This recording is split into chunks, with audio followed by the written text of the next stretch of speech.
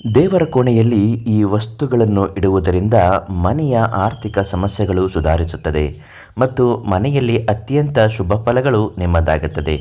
ಶಾಸ್ತ್ರದಲ್ಲಿ ಮನೆಯ ದೇವರ ಕೋಣೆಯು ತುಂಬ ಪವಿತ್ರವಾದದ್ದು ಅಂತ ಹೇಳುತ್ತಾರೆ. ಪ್ರತಿಯೊಂದು ಸ್ಥಳಗಳಿಗೂ ಸಂಬಂಧಿಸಿದಂತೆ ವಿವಿಧ ನಿಯಮಗಳನ್ನು ಉಲ್ಲೇಖಿಸಲಾಗಿದೆ. ಅದೇ ರೀತಿ ಮನೆಯಲ್ಲಿನ ದೇವರ ಕೋಣೆಗೂ ಕೆಲವೊಂದು ನಿಯಮಗಳನ್ನು ಹೇಳಲಾಗಿದೆ. ಶಾಸ್ತ್ರದಲ್ಲಿನ ಈ ನಿಯಮಗಳ ಪ್ರಕಾರ ದೇವರ ಕೋಣೆಯನ್ನು ಇಟ್ಟುಕೊಳ್ಳುವುದರಿಂದ ಅಥವಾ ದೇವರ ಕೋಣೆಯಲ್ಲಿ ಈ ನಿಯಮಗಳ ಪ್ರಕಾರ ಇರುವುದರಿಂದ ನಮ್ಮ ಜೀವನದಲ್ಲಿ ಅನೇಕ ರೀತಿಯ ಸಮಸ್ಯೆಗಳಿಂದ ಪರಿಹಾರವನ್ನು ಪಡೆದುಕೊಳ್ಳಬಹುದಾಗಿದೆ. ದೇವರ ಕೋಣೆಯಲ್ಲಿ ನಾವು ಯಾವ ಯಾವ ವಸ್ತುಗಳನ್ನು ಇಡಬೇಕು, ಇದರಿಂದ ಆಗುವಂತಹ ಶುಭ ಫಲಗಳು ಏನು, ಎಲ್ಲ ಮಾಹಿತಿ ಇವತ್ತಿನ ವಿಡಿಯೋದಲ್ಲಿ ನಿಮಗೆ ತಿಳಿಸ್ಕೊಡ್ತೀವಿ. ಅದಕ್ಕಿಂತ ಮೊದಲು ನೀವಿನ್ನೂ ನಮ್ಮ ಅದೃಷ್ಟಧಾರೆ ಚಾನಲನ್ನು ಸಬ್ಸ್ಕ್ರೈಬ್ ಮಾಡಿಲ್ಲ ಅಂದರೆ ಮೊದಲು ಈ ಕೂಡಲೇ ಸಬ್ಸ್ಕ್ರೈಬ್ ಮಾಡಿ ಹಾಗೂ ನಿಮ್ಮ ಜೀವನದ ಯಾವುದೇ ಸಮಸ್ಯೆಗಳ ಪರಿಹಾರಕ್ಕಾಗಿ ಪ್ರಧಾನ ತಾಂತ್ರಿಕರು ದೈವಜ್ಞರು ಕೀರ್ತಿ ಪ್ರಸಾದ್ ಗುರೂಜಿಗಳಿಗೆ ಒಂದು ಕರೆ ಮಾಡಿ ಉಚಿತವಾಗಿ ನಿಮ್ಮ ಸಮಸ್ಯೆಗಳಿಗೆ ಪರಿಹಾರವನ್ನು ತಿಳಿಸ್ತಾರೆ. ಮೊದಲನೇದಾಗಿ ಕಳಶವನ್ನು ಇಡಬೇಕು.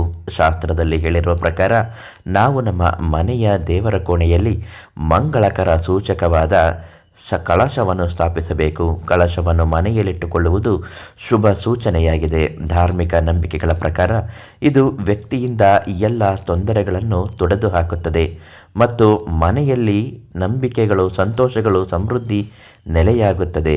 ಮನೆಯ ದೇವರ ಕೋಣೆಯಲ್ಲಿ ನಾವು ಕಳಶವನ್ನು ಇಡುವುದರಿಂದ ಲಕ್ಷ್ಮೀ ದೇವಿಯ ಆಶೀರ್ವಾದವು ಭಕ್ತನ ಮೇಲೆ ಇರುತ್ತದೆ.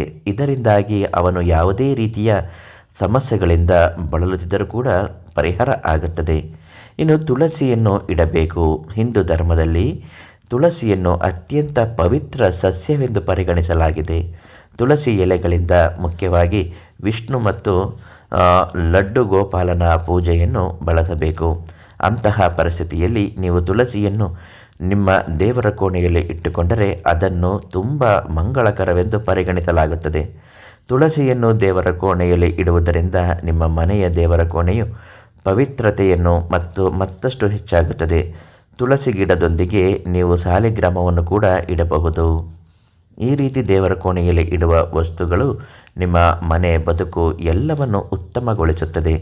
ಜೀವನದ ಜವಾಬ್ದಾರಿಯಿಂದ ತುಂಬ ಒಳ್ಳೆಯ ರೀತಿಯಲ್ಲಿ ಬಾಳುತ್ತೀರಿ ಹಾಗೂ ಮಾನಸಿಕ ನೆಮ್ಮದಿಗಳು, ಸಮಸ್ಯೆಗಳು ಕೂಡ ಪರಿಣಾಮಕಾರಿ ರೀತಿಯಲ್ಲಿ ಪರಿಹಾರ ಆಗುತ್ತದೆ. ಮತ್ತು ನಿಮ್ಮ ಬದುಕಿನ ಇನ್ಯಾವುದೇ ಸಮಸ್ಯೆಗಳಿಂದ ಬಳಲುತ್ತಿದ್ದರೂ ಪ್ರಧಾನ ತಾಂತ್ರಿಕ ಕೀರ್ತಿ ಪ್ರಸಾದ್ ಗುರೂಜಿಗಳಿಗೆ ಒಂದು ಕರೆ ಮಾಡಿ ನಿಮ್ಮೆಲ್ಲ ಸಮಸ್ಯೆಗಳಿಗೂ ಶಾಶ್ವತ ಪರಿಹಾರವನ್ನು ಇವರಲ್ಲಿ ಕಂಡುಕೊಳ್ಳಿ. ನಾಳೆ ಮತ್ತೊಂದು ದೈವ ಮತ್ತು ಪರಿಹಾರ ಮಾಹಿತಿಯೊಂದಿಗೆ ನಿಮ್ಮನ್ನು ಭೇಟಿ ಮಾಡ್ತೀನಿ. ಧನ್ಯವಾದಗಳು.